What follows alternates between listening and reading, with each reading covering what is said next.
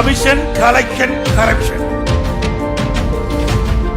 மூச்சு மூட்டை கட்டுற முக்கிய புள்ளி நிகரில்லாத மோசடி மன்னர் KN நேரு. தமிழகம் ஒரு பொக்கிஷ சுரங்கம்னா அந்த பொக்கிஷ சுரங்கத்துக்குள்ள மூச்சு மூட்டை கட்டுற ஒரு முக்கியமான ஆள் தான் அமைச்சர் KN நேரு. சுடலை பாபாவோட 200 திருடர்கள் பட்டியல்ல சூப்பரான ஒரு ஆள் தான் இந்த KN நேரு. திருச்சிய தினமும் திருவிழா ஆக்கிக்கிட்டு இருக்கிற தில்லாலங்கடி இவரு. சுடலை பாபாவுக்கு ஒரே ஒரு அப்பா இருந்தாரு. அந்த அப்பா கிட்ட நீ தமிழ்நாட்டுக்கு முதலமைச்சரு, அதே மாதிரி நான் திருச்சிக்கு முதலமைச்சர்னு தெனாவட்டா சொன்ன பெருமை இந்த KN நேருவுக்கு உண்டு. நேரு மேல ஏற்கனவே ஊழல் குற்றச்சாட்டுகள் இருக்கு. இது தொடர்பா வழக்குகளும் இருந்துச்சு. திருச்சியில 13,000 சதுர அடியில திமுக அலுவலகத்தை KN நேரு அமைச்சாரு. அந்த இடம் டாக்டர் K ஸ்ரீனிவாசனுக்கு சொந்தமானது. 2011ஆம் வருஷம் டாக்டர் கொடுத்த புகாரோட பேர்ல அன்னைக்கு இருந்த முதலமைச்சர் புரட்சி தலைவி ஜெயலலிதா அவங்க நேரு உட்பட 3 பேருக்கு காப்பு மாட்ட வச்சாங்க.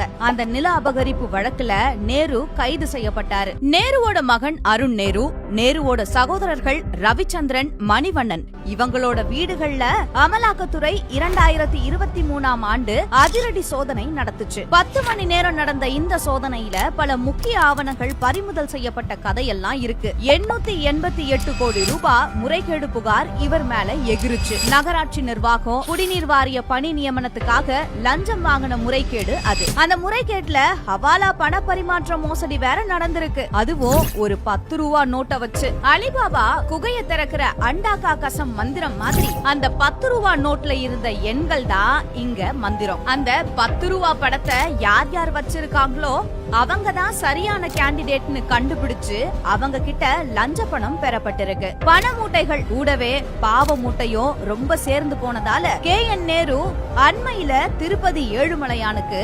44 லட்சம் ரூபாய் காணிக்கை கொடுத்தாரு. இத பத்தி கேட்டப்ப திருப்பதியில வந்து தப்பில்லை சார், விமர்சனம் பண்றாங்களே. பண்ணட்டுமே, எங்களை எல்லாமே நல்லவன் சொல்லுவான், யார் பண்ணாம.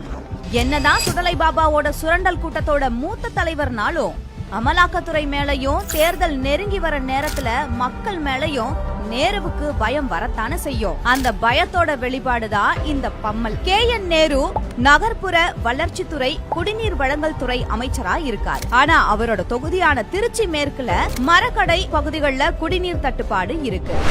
காவிரி ஆத்துல இருந்து வெளி மாவட்டங்களுக்கு குடிநீர் கொண்டு செல்லக்கூடிய நேரத்துல வெளி மாவட்டங்களுக்கு குடிநீர் சென்று கூட உள் மாவட்டங்களிலே வந்து குடிநீர் தட்டுப்பாடு ஒரு சில இடங்களில் வந்து இருக்கு. நம்ம குறிப்பா சொல்ல போனோம்னா திருவரம்பூருக்கு தாண்டி நம்ம மணப்பாறை, நம்ம துறையூர், மணச்சநல்லூர் இது போன்ற பகுதிகளில் பல இடங்களில் வந்து குடிநீர் தட்டுப்பாடு நிலவி வருகின்றது. தொகுதியில ஒழுங்கான உள்கட்டமைப்பு இல்ல. பாத்திமா நகர், செல்லா நகர், மங்களா நகர், அகிலாண்டேஸ்வரி நகர் இங்க எல்லாம் முழங்கால் அளவுக்கு மழை நீர் தேங்கி நிக்கிறது வழக்கம். மின்னப்பன் தெருவுல குடிநீர்ல கழிவு நீர் கலந்து அதை குடிச்சிட்டு ஒருத்தர் இறந்து போன சம்பவம் கூட நடந்திருக்கு. இதுதான் நகர்ப்புற வளர்ச்சித்துறை குடிநீர் வழங்கல் துறை அமைச்சரா இருக்கிற KN நேருவோட லட்சம். நகர்ப்புற வளர்ச்சித்துறை மந்திரி யாரு?